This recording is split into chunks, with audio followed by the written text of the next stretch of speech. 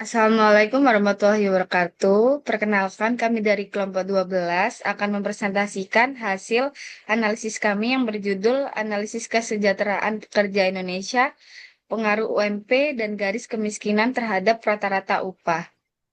Sebelumnya perkenalkan saya sendiri Naila Sania Rizkila dengan belakang NIM 225 dan ada teman saya Nur Laila Lutfi Aziza dengan belakang NIM 205, ada Heidi Salwa Widianto dengan belakang NIM 207 dan ada Fridania Nisa Kalita dengan belakang NIM 208. Nah, di sini saya akan menjelaskan penjelasan dari masalah yang kita analisis. Upah pekerja merupakan indikator penting yang menggambarkan tingkat kesejahteraan masyarakat. Namun, besaran upah tersebut tidak berdiri sendiri. Ia dipengaruhi oleh beberapa faktor yang terutama yaitu upah minimum provinsi atau UMP dan garis kemiskinan yang keduanya berubah setiap tahun mengikuti kondisi ekonomi daerah masing-masing. Untuk masalah utamanya sendiri yaitu apakah kenaikan UMP dan garis kemiskinan berpengaruh terhadap rata-rata upah penduduk. Lalu untuk tujuannya sendiri yaitu untuk mengukur dan menjelaskan hubungan antar variabel menggunakan regresi linier yang berganda. Kemudian pada tahap ini saya akan menjelaskan tentang sumber data yang kami gunakan untuk analisis kami. Analisis kami menggunakan dataset yang berjudul Kesejahteraan Pekerja Indonesia yang diperoleh dari platform Kaggle. Dataset ini berisi informasi dari beberapa provinsi dan tahun, sehingga cukup representatif untuk dianalisis. Nah, di dalam dataset ini kami mengambil rata-rata upah per jam, kemudian upah minimum provinsi, dan garis kemiskinan per kapita.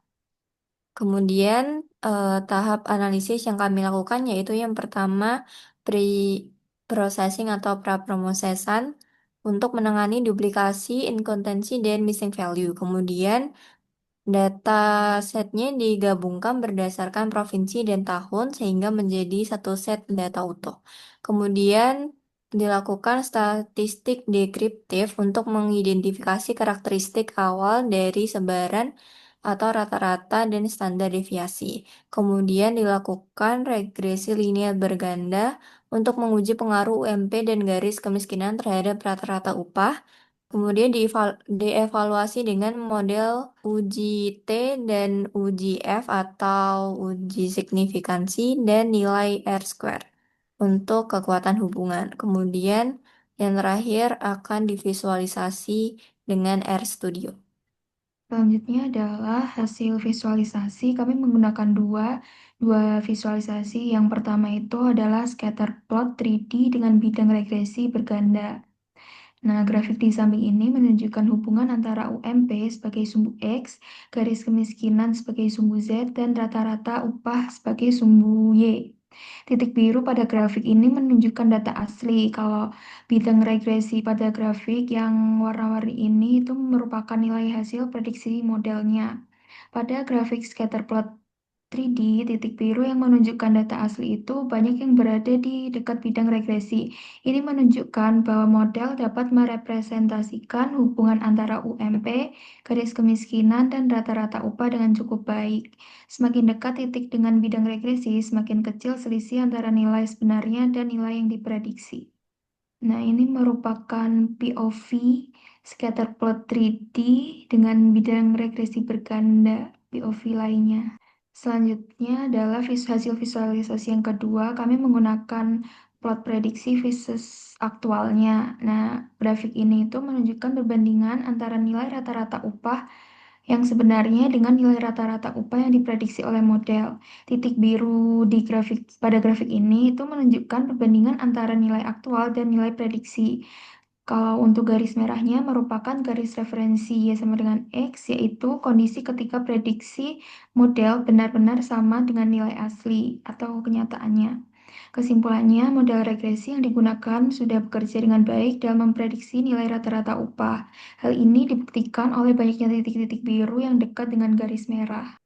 Selanjutnya, kami akan menampilkan hasil visualisasi kami pada RStudio. Nah, ini untuk 3D scatter plotnya ini tuh kami kan 3D, jadi bisa interaktif gitu. Bisa digeser-geser.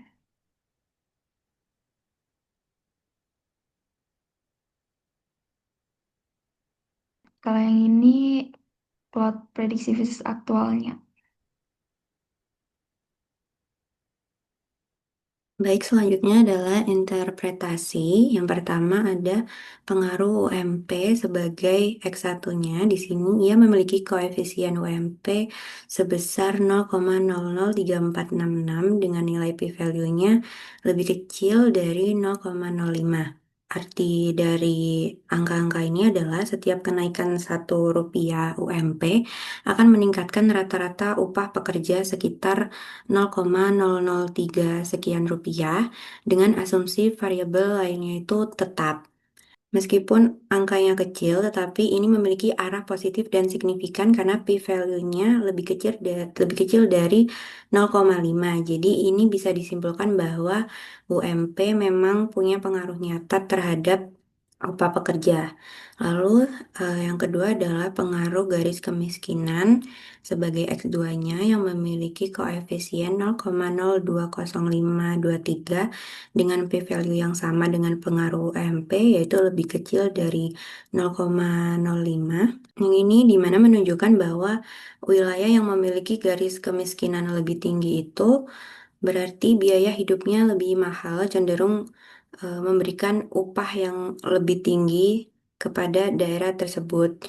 Karena p-value-nya lebih kecil dari 0,05, jadi pengaruhnya juga sama signifikannya dengan pengaruh UMP, yang artinya garis kemiskinan itu benar-benar ikut menjelaskan variasi upah pekerja. Selanjutnya untuk yang uji F memiliki nilai p-value sebesar 0,0, yaitu jauh di bawah 0,05.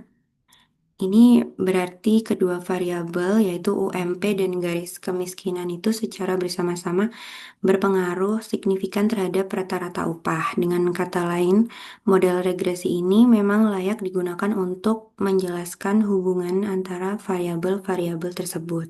Lalu untuk nilai R-square-nya didapatkan dari metode yang sudah kami lakukan yaitu 0,555 yang artinya sekitar 55,5% variasi rata-rata upah pekerja di berbagai provinsi itu bisa dijelaskan oleh dua variabel yaitu UMP dan garis kemiskinan.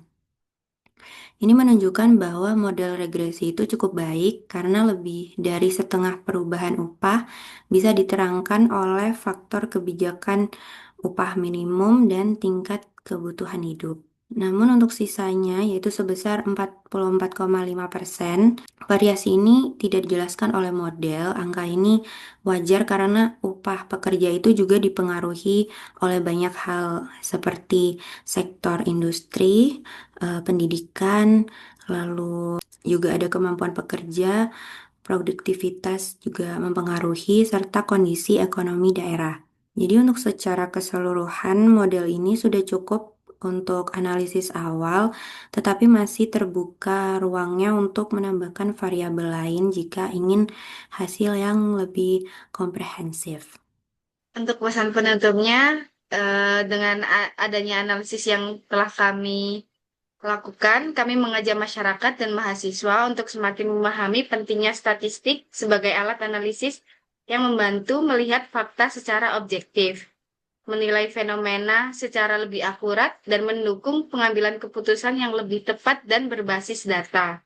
Dengan pemahaman statistik yang baik, kita dapat berkontribusi pada solusi dan kebijakan yang lebih efektif di masa depan. Baik, demikian hasil penelitian yang dapat kami sampaikan.